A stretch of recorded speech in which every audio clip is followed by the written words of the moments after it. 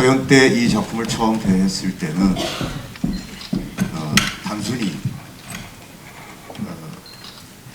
연출이 저를 선택했다는 것에 대한 고마움이 제일 컸었고요. 대본을 읽고는 배우로서는 굉장히 매력적이고 도전해볼 그런 작품이라고 생각은 하면서도 이게 우리나라 작품이 아니다 보니 어쩔 수 없이 번역극 2의 연기가 나올 수밖에 없었고, 또 내용들이 너무 좀 전문적인 말들이 또 많이 나오고 문장도 길고, 그래서 이 엄청난 양의 대사들을 관객들이 과연 받아들일 수 있을까에 대한 고민 때문에 어떻게 하면 좀 더 편안한 말투로 이거를 바꿔볼까, 사실은 거기에 신경을 더 많이 썼던 공연이었었습니다. 그러니까 재연 때는 거기에서 좀 넘어서서 초연 때 미처 깨닫지 못했던 것들, 상호 작용하고 움직이고 로스코가 했던 대사들 그대로의 느낌들을 조금 더 알아갔던 공연이었던 반면에, 이번 공연을 하겠다고 하면서 생각했던 건 결국 사람은 다 변하고 또 시간이 흐르면서 모든 것들이 변해가는데, 로스코란 이 연극에서의 캐릭터도 어느 한때 한순간에 머물러 있어서는 안 되겠다는 생각이 강하게 들었고요. 무엇보다 중요한 건 제가 2년 전, 3년 전하고 달라져 있다는 거죠.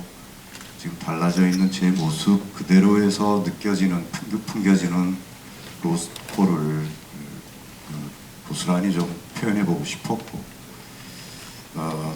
그 전에 공연이 좀 더 고고하고 그런 예술가적인 기질을 좀 많이 드러냈던 캐릭터였다면, 이번엔 좀 더 깊박하고 좀 더 역동적이고, 그러니까 뭔가 좀 살아있고 날 것 같은 로스코를 한번 좀 그려보고 싶었어요. 그러니까 혹시 초연 재연을 보신 분들이 로스코가 왜 저렇게 변질됐지? 뭐 이렇게 생각하실 분들도 계실 텐데, 저는 개인적으로 만족합니다. 우리 강신일 선생님께서 말씀을 하셨습니다. 그 초연 때 마음을 짧게 말씀을 하셨어요. 좋은 작품의 선택을 받는다는 것에 대한 감사, 그리고 배우로서 도전한다는 것.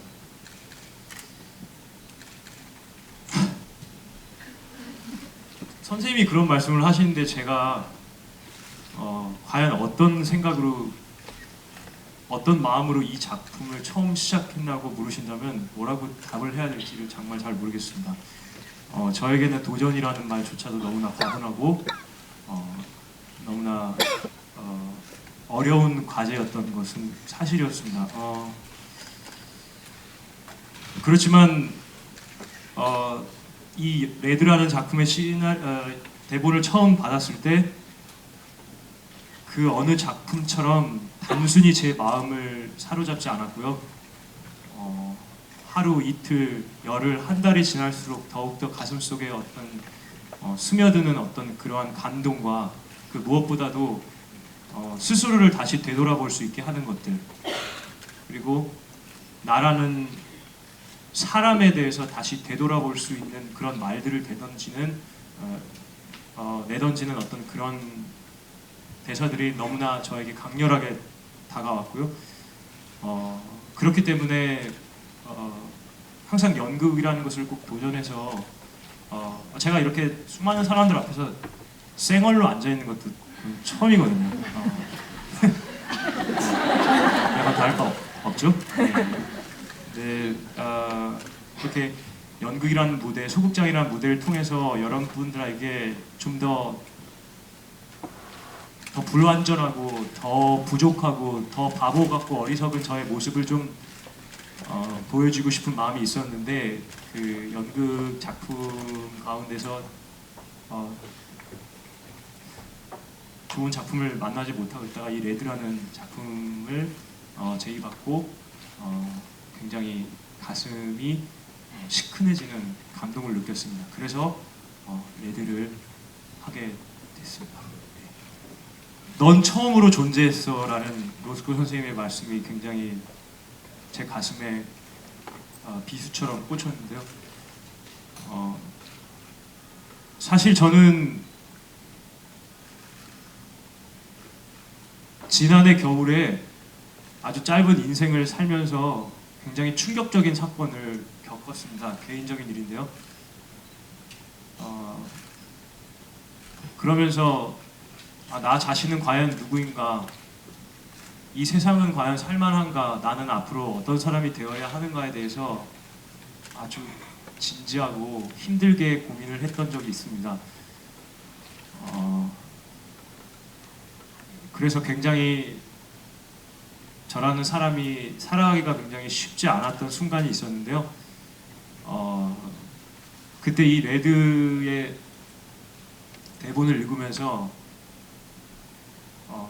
나의 부족함, 또 나의 연약함, 그것이 완벽이 아니지만 그 있는 그대로의 모습을 인정해주고 받아주었던 그 로스코의 그 마음이 너무나 감사하게 느껴졌고, 또 이 땅에서 내가 존재할 수 있겠구나 라는 희망을 안겨준 말이 되었습니다. 그래서 실제로도 매회 무대에서 그 말을 들을 때마다 가슴속에 이루 말할 수 없는 감동과 또 굉장히 충격이 저에게 있고요. 그런 말들이 저를 부족하나마 이 무대에 서게 하는 원동력인 것 같아요. 강신일 선생님께 여쭤보고 싶은 내용인데요.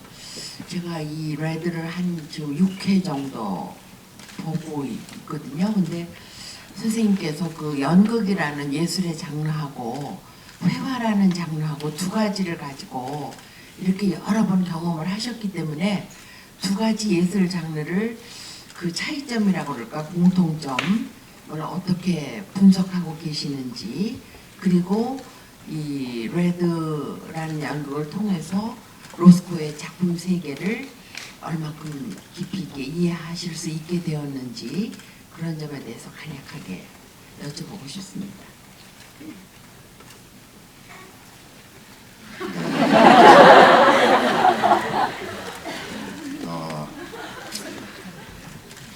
이런 질문은 안 나왔으면 좋겠고 선생님께 정말 죄송합니다. 저는 미술에 대해서 정말 아는 게 없고요.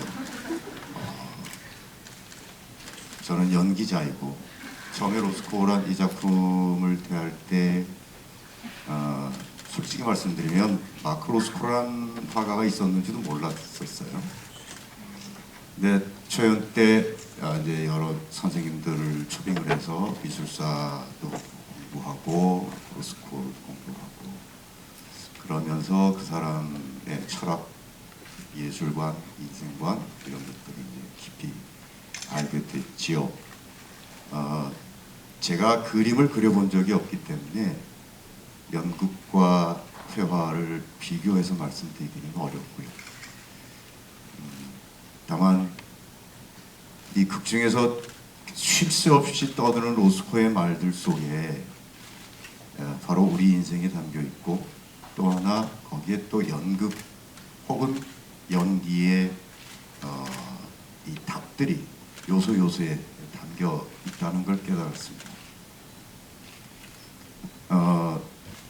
제가 이게 미술에 대해서는 잘 모르지만 로스코라는 사람이, 그러니까 남들이 얼핏 보기엔 이 생면 그림이 그냥 단순하게 쉽게 생산됐을 거라고 생각할 수도 있었겠지만, 제가 이번에 로스코를 하면서 결코 그렇지 않다라는 걸 한번 좀 그러니까 몸으로 표현을 해보고 싶었던 거죠. 그러니까 카라바조 얘기할 때도 사실은 그 순간에도 내가 이 생명을 어떤 색깔을 해야 되는지에 대해서 수많은 세월을 고민하고 아직 영감이 떠오르지 않아서 괴로워하는 그런 로스코를 한번 좀 보여주고 싶었기 때문에, 그래서 굉장히 이제 광적인, 근데 어차피 작품이 한계가 있기 때문에 로스코를 뭐 어떻게 더 튀어 보이게 할 수는 없었지만, 제가 로스코라는 사람의 그 그림과 그 사람의 해왔던 언행들, 이런 것들 보면서 느꼈던 건, 이 사람은 정말 보통 사람이 아니다. 얼마나 괴로웠을지, 괴로웠던 그 순간순간들을 내가 무대에서 좀 표현을 해볼 수 있었으면 좋겠다고 생각을 했었어요. 그러니까 로스코의 그림과 로스코의 말과 연극과 연기는 굉장히 닮아 있습니다. 장소가 필요했고 시간이 필요하고 그림의 옆에 뭐가 있느냐에 따라서 죽기도 하고 살기도 한다는 그 로스코의 말이 이해가 되더라고요.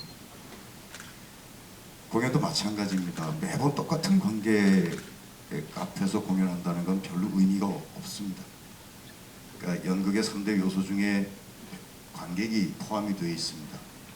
그러니까 늘 새로운 관객들을 마주하면서 그 안에서, 그 공간 안에서 새로운 전율이 일어나고 새로운 감흥이 일어나는 거죠. 그래서 답변은 사실은 여기까지가 끝이고요. 제가 초연과 재연 때 계속 느꼈던 거는, 이 레드를 처음부터 끝까지 다 보는 사람이 계시더라고요. 훌륭하신데요. 좀 더 다른 사람들이 볼 수 있게끔 기회를 만들어 주는 게 좋다고 생각해요. 아니 이건 정말 왜 그러냐면요. 이게 누가 소유해서 되는 일은 아니고요. 이게 전파가 돼야 돼요. 자꾸 전이가 돼야 되는데, 이게 정말 똑같은 사람들이 계속 그 안에서 모여 있으면 고이게 될 수밖에 없고 썩기 쉬워요. 그러니까 예술은 계속 흘러야 돼요. 로스코가 얘기하잖아요. 흐르고 교류하고, 그러면서 그 안에서 또 새로운 작용을 하게 돼요. 저는 그렇게 생각을 합니다. 그러니까 여러분들 다음에 안 보셔도 돼요. 다른 사람을 보게 하죠. 그래도 아쉽다 생각하시는 분 그냥 딱 한 번만, 끝나기 전에 한 번만 더 보시고요. 가능하면 주위 분들 보게끔 그렇게 하시는 게 좋겠다. 감사합니다. 답변이 제대로 안 돼서 정말 죄송합니다.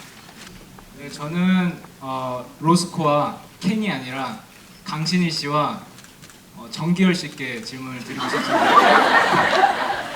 오늘 그 연극을 통해서 로스코의 레드와 블랙, 그리고 켄의 레드와 블랙은 연기를 잘 해주셔서 보고 듣고 느꼈던 것 같습니다.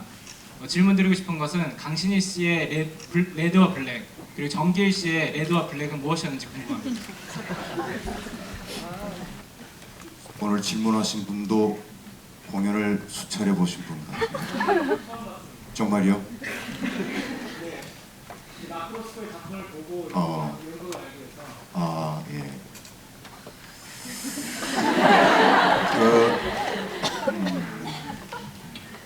제가 로스코를 연기한 것은 개인적으로 영광입니다만은, 저는 로스코처럼 그렇게 철학적이지도 못하고 예술적이지도 못한데, 굳이 답변을 드리자면, 유행가 가사 중에 내 나이 60하고 하나일 때라는 노래가 있습니다. 잘 모르시겠지만, 그러니까 자기 인생을 10대 때부터 이렇게 쭉 반추하는 그런 내용인데, 제가 거기에 가사를 하나 더 붙였어요. 내 나이 80.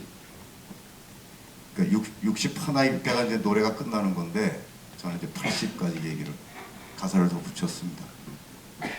그 즈음에 난 여전히 배우를 할까? 그때도 느낄 수 있고 그때도 내 안에 꿈이 있고 사랑이 남아있을까? 제가 가사를 덧붙여 놓고도 저 스스로 굉장히 흡족해하고 있는 노래. 나중에 기회가 되면 제가 그 노래를 한번 들려드릴게요. 카이 옆에 있는데 제가 감히 노래가 이렇게 다르다는 걸 제가 이제 알겠습니다. 저희가 꼭 자리를 마련하도록. 저에게 레드는 그겁니다. 내가 계속 무대에 설 수 있는 것, 내가 계속 느낄 수 있는 것. 사실은 저는 굉장히 희망적이고 긍정적인 사람입니다. 저는 무대에서 죽기를 원하지는 않아요. 절대로 그럴 수 없습니다. 남한테 패 끼치고 싶지 않아요. 저도 죽으려면 확실하게 죽을 겁니다. 다만 그때가 언제일지는 몰라도 내가 어느 때까지 무대에 설 수 있을지는 몰라도 그 순간까지는 그 순간에 그 나이에 어울리게 건강한 모습으로 무대에 있고 싶어요. 저에겐 그것이 레드입니다. 블랙은 한 번도 생각해 본 적이 없어요. 진짜로. 그래서 로스코라는 사람이 제가 제일 궁금한 게 그거였거든요. 70이 다 돼서 이 사람이 스스로 목숨을 끊었을 때, 그러니까 이 사람이 그 순간에 느꼈던 좌절감, 절망감 얼마나 어마어마했을까.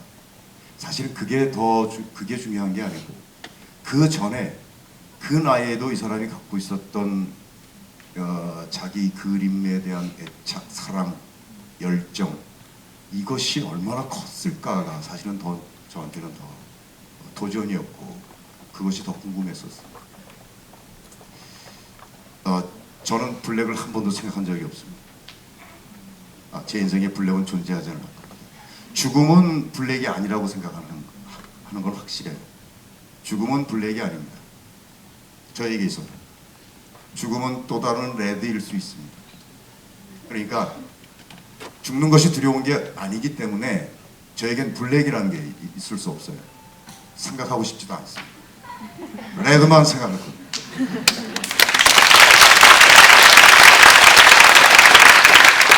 네, 정기열 씨. 안녕하세요, 정기열입니다.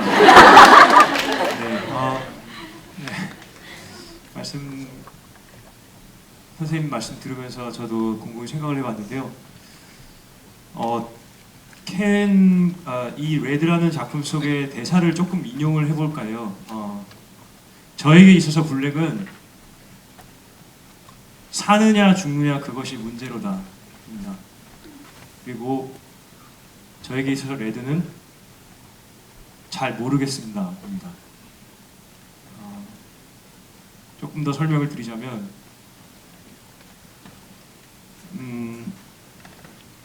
레드에 잘 모르겠습니다. 저를 움직이게 하는 것은 잘 모르겠는 것에 대한 끊임없는 그 호기심, 열망, 인내, 도전 이런 것들이고요. 제 결핍, 저의 블랙은요. 사느냐 죽느냐 그것이 문제로다.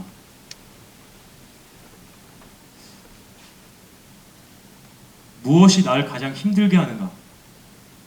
무엇이 나의 존재감을 억누르게 하는가?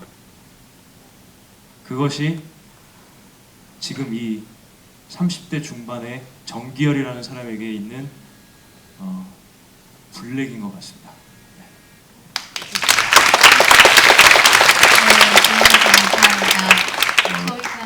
그냥 제가 한 가지만 더 덧붙여서 말씀을 드리자면 이번에 처음 만나서 작업을 해서 너무 좋습니다. 카이라는 사람이 그렇게 유명한 사람인지 몰랐었습니다. 굉장히 영광으로 생각합니다. 이건 여러분들이 질문한 것이 아닌데 제가 답변을 합니다. 주책맞게도. 간혹 당신에게 연기는 뭡니까? 라고 얘기하시는 분들이 많은데 이것도 저에게 있어서는 레드와 다 연결이 됩니다. 연기는 나한테 있어서 연기는 강신일이라는 부모님이 지어주신 이름, 많은 사람들이 강신일로 기억하는 그 이름 석자로 기억하고 있는 강신일, 이게 과연 나일까라는 거죠. 이게 정말 나의 전부일까? 그러니까 연기는, 저에게 있어서 연기는 나를 찾아가는 과정입니다. 나에 대한 탐험. 그렇기 때문에 블랙이 있을 수가 없어요. 나는 누구지에 대한 고민이 계속 있기 때문에 그걸 계속 찾아가야만 합니다. 제가 긍정적이라고 얘기하는데 그게 꼭 긍정적이지만은 않지만 어느 순간 그걸 깨달은 거죠.